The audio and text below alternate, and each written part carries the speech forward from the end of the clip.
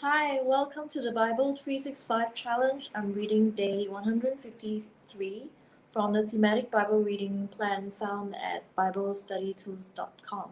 Today, I'll be covering 2 Samuel chapter 17, 2 Samuel chapter 18, 2 John chapter 1, and Psalm chapter 86. So, 2 Samuel chapter 17 starts this way.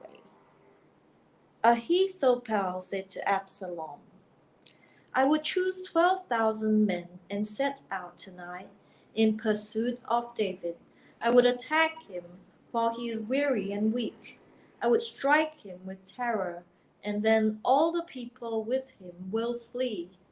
I would strike down only the king and bring all the people back to you. The death of the man you seek will mean the return of all. All the people will be unharmed. This plan seemed good to Absalom and to all the leaders of Israel.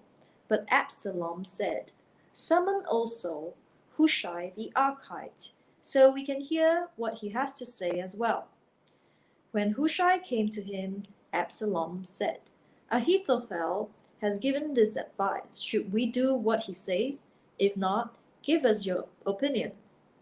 Hushai replied to Absalom, The advice Ahithophel has given is not good this time. You know your father and his men. They are fighters, and as fierce as a wild bear robbed of her cubs. Besides, your father is an experienced fighter. He will not spend the night with the troops. Even now, he is hidden in a cave or some other place. If he should attack your troop first, whoever hears about it will say, There has been a slaughter among the troops who follow Absalom. Then even the bravest soldier, whose heart is like the heart of a lion, will melt with fear, for all Israel knows that your father is a fighter, and those with him are brave. So I advise you, let all Israel from Dan to Beersheba, as numerous as the sand on the seashore, be gathered to you, with you yourself leading them into battle. Then we will attack him wherever he may be found, and we will fall on him as dew settles on the ground. Neither he nor any of his men will be kept alive. If he withdraws into a city, then all Israel will bring ropes to that city, and we will drag it down to the valley until not so much as a pebble is left. Absalom and all the men of Israel said, The advice of Hushai the Archite is better than that of Ahithophel.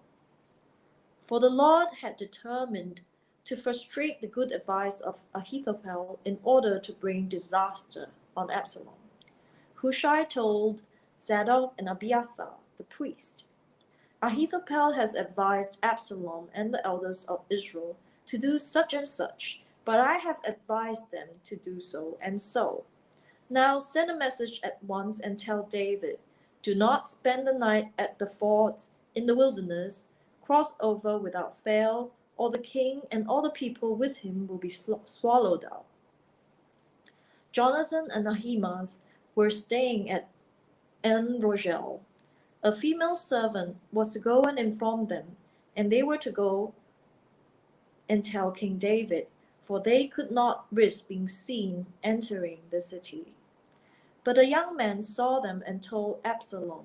So the two of them left at once and went to the house of a man in Bahurim. He had a well in his courtyard, and he climbed down into it. His wife took a covering and spread it out over the opening of the well, and scattered grain over it. No one knew anything about it. When Absalom's men came to the woman at the house, they asked, Where are Ahimaaz and Jonathan? The woman answered them, They crossed over the brook. The men searched but found no one, so they returned to Jerusalem. After they had gone, the two climbed out of the well and went to inform King David. They said to him, Set out and cross the river at once. Ahithophel has advised such and such against you. So David and all the people with him set out and crossed the Jordan. By daybreak, no one was left who had not crossed the Jordan. When Ahithophel saw that his advice had not been followed, he saddled his donkey and set out for his house in his hometown. He put his house in order and then hanged himself. So he died and was buried in his father's tomb. Absalom's death. David went to Mahanaim, and Absalom crossed the Jordan with all the men of Israel. Absalom had appointed Amasa over the army in place of Joab. Amasa was the son of Jether, an Ishmaelite, who had married Abigail, the daughter of Nahash and sister of Zeruiah, the mother of Joab. The Israelites and Absalom camped in the land of Gilead. When David came to Mahanaim, Shobi son of Nahash from Rabbah of the Ammonites, and Machir son of Ammiel from Lo-debar, and Barzillai the Gileadite from Rogelim, brought bedding and bowls and articles of pottery. They also brought wheat and barley, flour and roasted grains, beans and lentils, honey and curds, sheep and cheese from cow's milk for David and his people to eat. For they said, "The people have become exhausted and hungry and thirsty in the wilderness." 2 Samuel chapter 18. David mustered the men who were with him and appointed over them commanders of thousands and commanders of hundreds. David sent out his troops, a third under the command of Joab, a third under Joab's brother Abishai son of Zeruiah, and a third under Ittai the Gittite. The king told the troops, "I myself will surely march out with you." But the men said, "You must not go out. If we are forced to flee, they won't care about us. If half of us die, they won't care. But you are worth 10,000 of us. It would be better now for you to give us support from the city." The king answered, "I will do whatever seems best to you." So the king stood beside the gate while all his men marched out in units of hundreds and of thousands. The king commanded Joab, Abishai, and Ittai, "Be gentle with young man Absalom for my sake." All the troops heard the king giving orders concerning Absalom to each of the commanders. David's army marched out of the city to fight Israel, and the battle took place in the forest of Ephraim. There Israel's troops were routed by David's men, and the casualties that day were great, 20,000 men. The battle spread out over the whole countryside, and the forest swallowed up more men that day than the sword. Now Absalom happened to meet David's men. He was riding his mule, and as the mule went under the thick branches of a large oak, Absalom's hair got caught in the tree. He was left hanging in mid-air, while the mule was riding kept on going. When one of the men saw what had happened, he told Joab, "I just saw Absalom hanging in an oak tree." Joab said to the man who had told him this, "What? You saw him? Why did you strike him to the ground right there? Then I would have had to give you 10 shekels of silver and a warrior's belt." But the man replied, "Even if 1,000 shekels were weighed out into my hands, I would not lay a hand on the king's son. In our hearing the king commanded you and Abishai and Ittai, 'Protect the young man Absalom for my sake.' And if I had put my life in jeopardy, and nothing is hidden from the king, you would have kept your distance from me." Joab said, "I'm not going to wait like this for you." So he took 3 javelins in his hand and plunged them into Absalom's heart while Absalom was still alive in the oak tree. And 10 of Joab's armor-bearers surrounded Absalom, struck and killed him. Then Joab sounded the trumpet, and the troops stopped pursuing Israel, for Joab halted them.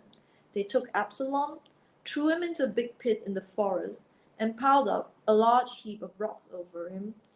Meanwhile, all the Israelites fled to their homes. During his lifetime, Absalom had taken a pillar and erected it in the king's valley as a monument to himself, for he thought, I have no son to carry on the memory of my name. He named the pillar after himself and is called Absalom's monument to this day. David mourns.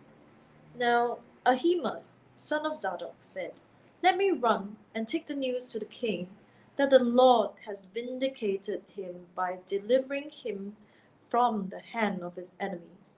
You are not the one to take the news today, Joab told him.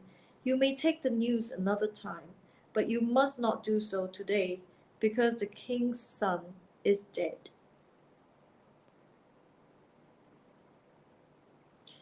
Then Joab said to Cushite, Go, tell the king what you have seen. The Cushite bowed down before Joab and ran off. Ahimaaz, son of Zadok, again said to Joab, Come what may, please let me run behind the Cushite. But Joab replied, My son, why do you want to go? You don't have any news that will bring you a reward. He said, Come what may, I want to run. So Joab said, Run! Then Ahimaaz ran by way of the plain and outran the Cushite. While David was sitting between the inner and outer gates, the watchman went up to the roof of the gateway by the wall. As he looked out, he saw a man running alone. The watchman called out to the king and reported it. The king said, If he is alone, he must have good news. And the runner came closer and closer. Then the watchman saw another runner, and he called down to the gatekeeper, Look, another man running alone. The king said, He must be bringing good news too. The watchman said, It seems to me that the first one runs like Ahimaaz, son of Zadok. He's a good man, the king said. He comes with good news. Then Ahimaaz called out to the king, All is well. He bowed down before the king with his face to the ground and said, Praise be to the Lord your God. He has delivered up those who lifted their hands against my lord the king. The king asked, Is the young man Absalom safe? Ahimaaz answered, I saw great confusion just as Joab was about to send the king's servant and me, your servant. But I don't know what it was. The king said, Stand aside and wait here. So he stepped aside and stood there. Then the Cushite arrived and said, My lord the king, hear the good news. The Lord has vindicated you today by delivering you from the hand of all who rose up against you. The king asked the Cushite, Is the young man Absalom safe? The Cushite replied, May the enemies of my lord the king and all who rise up to harm you be like that young man. The king was shaken. He went up to the room over the gateway and wept. As he went, he said, Oh, my son Absalom, my son Absalom. If only I had died instead of you, O Absalom, my son, my son. 2 John chapter 1. The elder, to the lady chosen by God and to her children, whom I love in the truth, and not I only, but also all who know the truth, because of the truth which lives in us and will be with us forever. Grace, mercy, and peace from God the Father and from Jesus Christ, the Father's Son, be with us in truth and love. It has given me great joy to find some of your children walking in the truth, just as the Father commanded us. And now, dear lady, I'm not writing you a new command, but one we have had from the beginning. I ask that we love one another, and this is love, that we walk in obedience to his commands. As you have heard from the beginning, his command is that you walk in love. I say this because many deceivers who do not acknowledge Jesus Christ as coming in the flesh have gone out into the world. Any such person is the deceiver and the Antichrist. Watch out that you do not lose what we have worked for that you may be rewarded fully. Anyone who runs ahead and does not continue in the teaching of Christ does not have God. Whoever continues in the teaching has both the Father and the Son. If anyone comes to you and does not bring his teaching, do not take them into your house or welcome them. Anyone who welcomes them shares in their wicked work. I have much to write to you, but I do not want to use paper and ink. Instead, I hope to visit you and talk with you face to face so that our joy may be complete. The children of your sister, who's chosen by God, send their greetings. Psalm 86, a prayer of David. Hear me, Lord, and answer me, for I am poor and needy. Guard my life, for I am faithful to you. Save your servant who trusts in you. You are my God, have mercy on me, Lord, for I call to you all day long. Bring joy to your servant, Lord, for I put my trust in you. You, Lord, are forgiving and good, abounding in love to all who call to you. Hear my prayer, Lord. Listen to my cry for mercy. When I am in distress, I call to you because you answer me. Among the gods, there is none like you, Lord. No deeds can compare with yours. All the nations you have made will come and worship before you, Lord. They will bring glory to your name, for you are great and do marvelous deeds. You alone are God. Teach me your way, Lord, that I may rely on your faithfulness. Give me an undivided heart, that I may fear your name. I will praise you, Lord my God, with all my heart. I will glorify your name forever. For great is your love toward me. You have delivered me from the depths, from the realms of the dead. Arrogant foes are attacking me, O God. Ruthless people are trying to kill me. They have no regard for you. But you, Lord, are a compassionate and gracious God, slow to anger, abounding in love and faithfulness. Turn to me and have mercy on me. Show your strength in behalf of your servant. Save me because I serve you, just as my mother did. Give me a sign of your goodness that my enemies may see it and be put to shame. For you, Lord, have helped me and comforted me.